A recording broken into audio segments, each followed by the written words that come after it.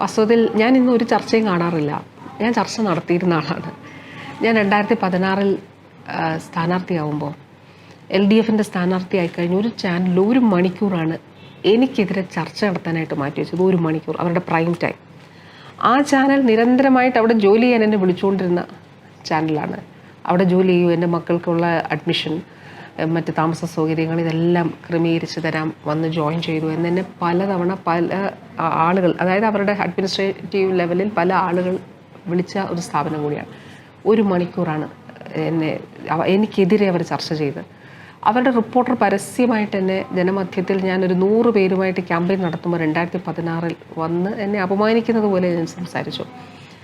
അവിടെ മുതൽ ഇങ്ങോട്ട് ഞാൻ കണ്ടത്, ഇപ്പം മാധ്യമപ്രവർത്തകനായതുകൊണ്ട് അനുഭവം ഉണ്ടോയെന്ന് അറിയില്ല, ഒരു മാധ്യമ സ്ഥാപനത്തിൽ ഉണ്ടാകുന്ന പ്രശ്നം മറ്റൊരു മാധ്യമം റിപ്പോർട്ട് ചെയ്യുമോ? ഇല്ല. ഒരു മാധ്യമ സ്ഥാപനത്തിൽ ഒരു മാധ്യമ പ്രവർത്തകനോ പ്രവർത്തകയ്ക്കോ ഉണ്ടാകുന്ന പ്രശ്നം മറ്റൊരു ഒപ്പം നിൽക്കത്ത് പോലും ഇല്ല. അത് വളരെ സത്യമായിട്ടുള്ളൊരു കാര്യമാണ്. അപ്പം അങ്ങനെയുള്ളൊരു കമ്മ്യൂണിറ്റി ആണെന്ന് എനിക്ക് അനുഭവപ്പെട്ടത് ഞാൻ പൊതുപ്രവർത്തന രംഗത്തേക്ക് എത്തിയപ്പോഴാണ്. അപ്പം ഞാൻ വിമൻസ് കോളേജിലാണ് പഠിച്ചത്. SFIയുടെ ഭാഗമായിരുന്നു. അന്ന് ഞാൻ ഇലക്ഷനിലൊന്നും മത്സരിച്ചിട്ടില്ല, പക്ഷേ അത് വേറെ കൾച്ചറൽ ആക്ടിവിറ്റീസ്, നാടകോത്സവം, അങ്ങനെയൊക്കെയാണ് എൻ്റെ ഒരു ഇഷ്ടങ്ങൾ, അങ്ങനെയാണ് ഉണ്ടായിരുന്നത്. അങ്ങനെയാണ് ഞാൻ പോയിട്ടുള്ളത്. അപ്പോൾ ഇതിൽ മാധ്യമങ്ങൾ എപ്പോഴും എന്നെ ശത്രുപക്ഷത്താണ് കണ്ടിട്ടുള്ളത്. ആ ശത്രുപക്ഷത്ത് ഞാൻ CPI ആയതുകൊണ്ടാണെന്ന് ഞാൻ കരുതുന്നു. ഞാൻ ഇടതുപക്ഷത്ത് സ്ഥാനാർത്ഥിയായത് മുതൽ ആ നിലയിലുള്ള ചില മാധ്യമങ്ങൾ, എല്ലാ മാധ്യമങ്ങളല്ല, ചില മാധ്യമങ്ങൾ അങ്ങനെ ഒരു നിലപാടെടുത്ത് തന്നെ മുന്നോട്ട് പോയിട്ടുണ്ട്. ആ നിലപാട് തിരിച്ചറിഞ്ഞതുകൊണ്ടും, അതുമാത്രമല്ല, MLA ആയിരിക്കുമ്പം കാലയളവ് 5 വർഷം, പിന്നീട് മന്ത്രിയായിരിക്കുമ്പോഴും ഒരു നീതി ഉണ്ടല്ലോ, ആ നീതി മിക്ക മാധ്യമങ്ങളൊന്നും ഉണ്ടായിട്ടില്ല. അപ്പോൾ ഒരു മാധ്യമം എനിക്കെതിരെ വളരെ തെറ്റായിട്ടുള്ള ഒരു ട്രാപ്പായിരുന്നു അത്. അതിലൊരു സത്യം അന്വേഷിക്കാതെ ഒരു ദിവസം മുഴുവൻ ചർച്ച ചെയ്ത് എന്നിട്ട് പിറ്റേ ദിവസം ആകുമ്പോഴേക്കും വാർത്ത ടേൺ ചെയ്തു. മന്ത്രിയാണ് ഉത്തരം പറയേണ്ടത്, ആരോഗ്യമന്ത്രി ഉത്തരം പറയണം. ഇത് ആരോഗ്യമന്ത്രി അറിയാതെ സംഭവിക്കില്ല. അന്ന് ഇല്ല. അപ്പോൾ നമുക്ക് ലൈവായിട്ട് എൻ്റെ PA പങ്കെടുത്തൊരു വിവാഹ ചടങ്ങ് അന്ന് യൂട്യൂബിൽ ലൈവായിട്ട് ടെലികാസ്റ്റ് ചെയ്തില്ലായിരുന്നെങ്കിൽ എന്താകുമായിരുന്നു? ആ സമയത്ത് എൻ്റെ PAക്ക് കോവിഡ് വന്ന് ചികിത്സ തേടുന്ന സമയമായിരുന്നത് കൊണ്ട്, അതുകൊണ്ട് മൊബൈൽ ടവർ ലൊക്കേഷനും വ്യത്യസ്തമായിരുന്നു. ഇവർ പറഞ്ഞ പ്ലോട്ടുകൾ മുഴുവൻ തെറ്റിപ്പോയി. അവർ സാധാരണ വിചാരിച്ച ഒരു വർക്കിംഗ് ഡേയിൽ സംഭവിക്കുന്നത് പോലെ ഇതെല്ലാം ഉണ്ടാകുമെന്ന് വിചാരിച്ചു. പക്ഷേ അതൊന്നും സംഭവിച്ചില്ല. അപ്പം ഞാൻ വിചാരിക്കുന്നത് നമുക്ക് നേരമുള്ളത് കൊണ്ടും സത്യം വിജയിക്കാനെയും. നമ്മളൊക്കെ മാധ്യമപ്രവർത്തനം തുടങ്ങുമ്പോഴില്ലേ, ഇപ്പോൾ ഞാൻ കൈരളിയിലാണ് മാധ്യമപ്രവർത്തനം തുടങ്ങുന്നത്. പക്ഷെ 2 പക്ഷവും ഇല്ലെങ്കിൽ വലിച്ചെറിഞ്ഞളയായിരുന്നു.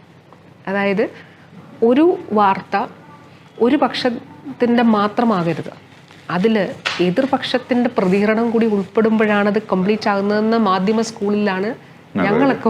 ഞാൻ ജേർണലിസം ഔപചാരികമായി പഠിച്ച ഒരാളല്ല. എൻ്റെ PG അന്നത്തെ യോഗ്യത PG മതിയായിരുന്നു. ഏത് ഡിസിപ്ലിനിലും PG മതിയായിരുന്നു. അപ്പോൾ അന്ന് നമ്മൾ എത്ര പ്രാവശ്യം നമ്മുടെ ഡെസ്ക് ചീഫ് ഇത് കളഞ്ഞിട്ടുണ്ട്. ആദ്യഘട്ടത്തിൽ നമുക്ക് വിഷമം ഉണ്ടാവും. അപ്പോൾ വീണ്ടും റീറൈറ്റ് ചെയ്യാൻ പറയും. ആ റീറൈറ്റ് ചെയ്യാന്ന് വെച്ചാൽ വാസ്തവത്തിൽ നമ്മുടെ പഠനമായിരുന്നല്ലോ.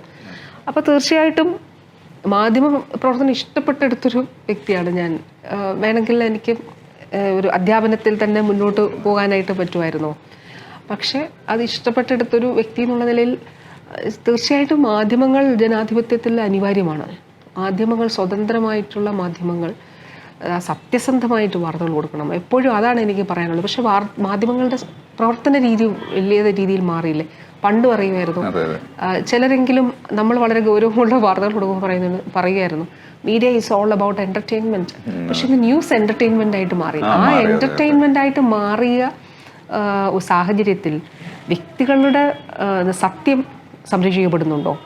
അതുപോലെ വ്യക്തികൾ, ജീവിതങ്ങൾ, ഇതൊക്കെ സംരക്ഷിക്കപ്പെടുന്നുണ്ട്. എവിടെയെങ്കിലും വ്യക്തികളുടെ ജീവിതങ്ങൾ തകർക്കപ്പെടുന്നുണ്ടോ എന്നുള്ളത് കൂടി പരിശോധിക്കണം.